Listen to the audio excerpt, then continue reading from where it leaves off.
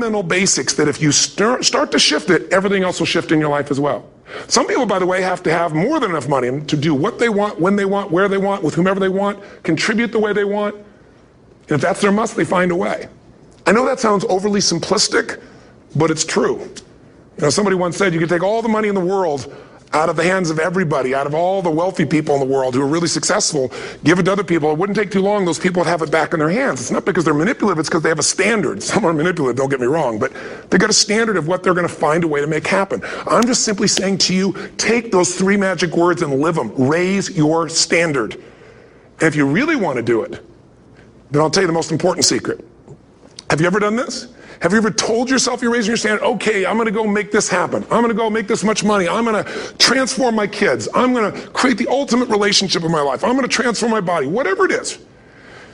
And then you don't have strong enough reasons and you don't use it. You don't follow through. It's because you didn't back up your standards with what makes those standards real, and that's rituals. Rituals are where the power is. Whenever we do our Robbins results coaching, and we say Robbins equals results, the way we get results with people, it's the same way if you listen to my Ultimate Edge program, or back in the old days, Personal Power, or if you went to one of my seminars. You know what I do is I take these huge challenges you got and we break them down into little bite-sized steps. Little things you do each day that after you do them, you get so much momentum that it's easy to succeed. You're not overwhelmed. You have these victory day after day after day on little things.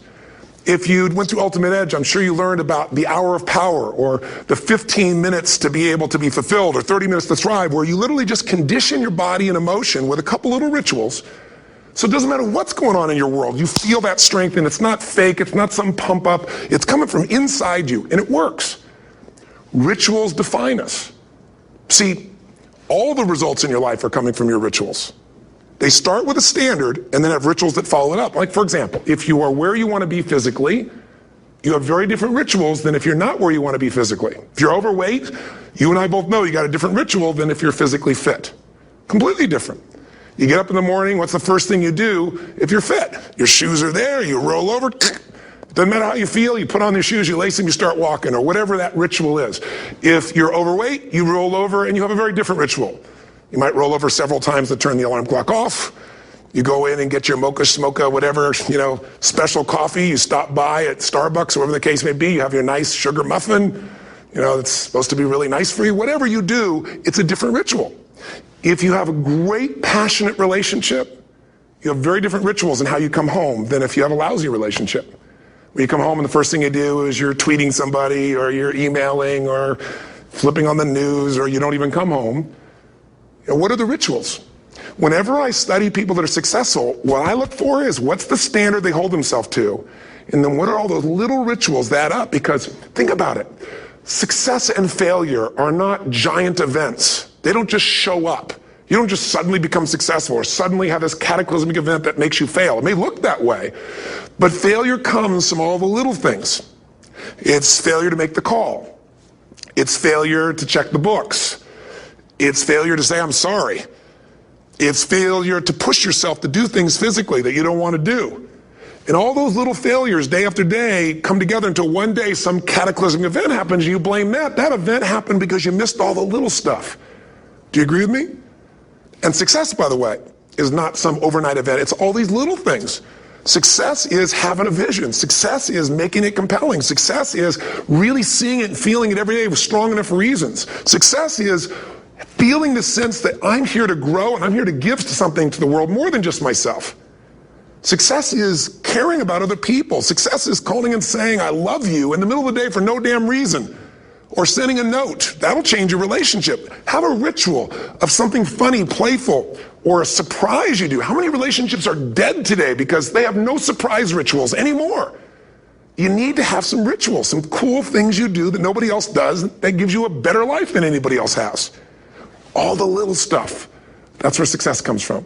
In business, it comes from delivering more than anybody could imagine. All those little things add up. People go, wow, that's who I want to do business with. It's true in any area of your life.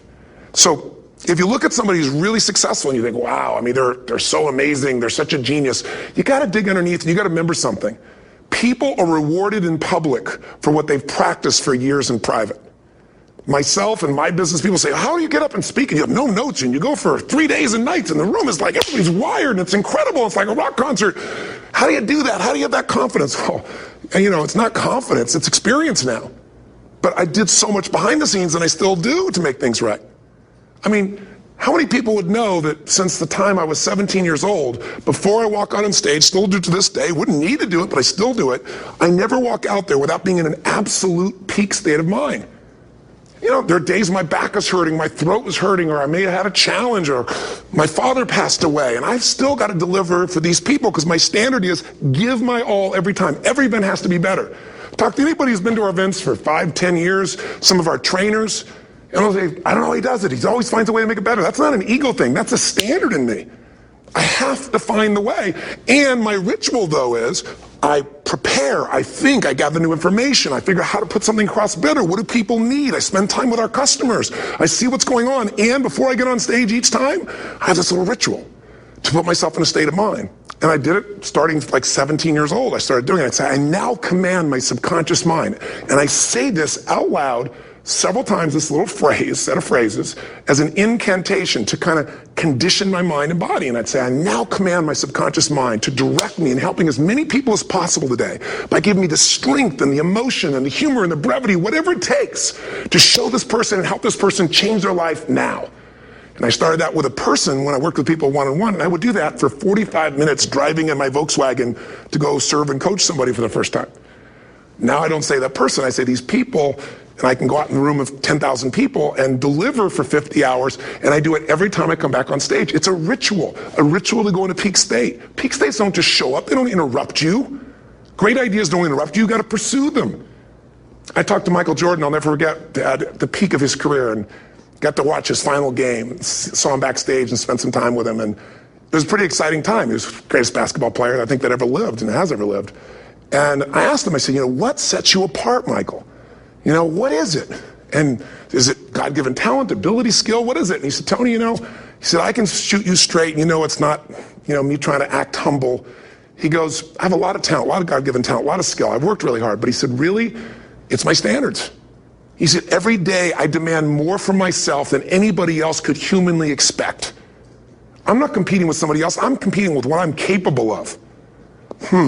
Magic formula. Because most of us lower our standards. Why? Because who you spend time with, my friends, is who you become. One of the biggest reasons I started going to seminars when I was like 17 is I had nobody around me as a great role model. I could read about somebody, but being around people, being in that environment was very different. Finding a way to go to work with someone who lived that standard of life was very different. You get around people with low standards and you compete with it. You don't need to compete with it. It's like, okay. Remember Jerry Springer? I don't know if he's still in the air, but I remember he used to get people on the show and I thought, where would he find these people? And why would people watch? I'll tell you why they watch. They watch these people and go, my life's still pretty darn good compared to that person. Look at them. You don't have to change your life. All you have to do is find somebody with a lower standard and you'll feel good about yourself. But if you feel that good feeling, it's an illusion. The only thing that's going to make you happy, my friend, in this year or any other, is to step up. It's to raise the standard. It's to discover what you're capable of and feel that incredible power of pushing through whatever's holding you back and get to the other side of more of your true self. That's what this game's all about. And look at the best of the world in anything. Tiger Woods, what's his vision? To win golf tournaments? No, to be the best that ever lived. That's his goal. That's his vision. But here's what's interesting. He backs it up with rituals. If you just have a vision and you don't have the rituals, stop lying to yourself. His rituals are, he started doing things nobody did before. He went and started lifting weights. Golfers lifting weights? No way. He went out and he changed his swing when he was the best in the world because he realized in order to be the best that ever lived, he's going to have to change his swing. If you know anything about golf, you don't change your swing when you're the best. And he went and retrained himself because he has different rituals than other golfers. Now many people are modeling his rituals to get better. It's amazing. You look at somebody like Michael Phelps, the 2008 swimmer, won 7, only 2 people, I think, in history, if I remember correctly, that have gotten 7 gold medals in one session. And here's a guy, he's got number 6 under his belt, and he's exhausted, and he's going in for that final swim. I'm sure you remember. And how does the guy win? By 1/100th of a second. Do you think that was some massive skill that got him over the top? Or was it a standard that says, this is who I am? I am the champion. And no one is taking this from me. And somehow in those final milliseconds, 100th of a second, he pushed himself just beyond his competitor.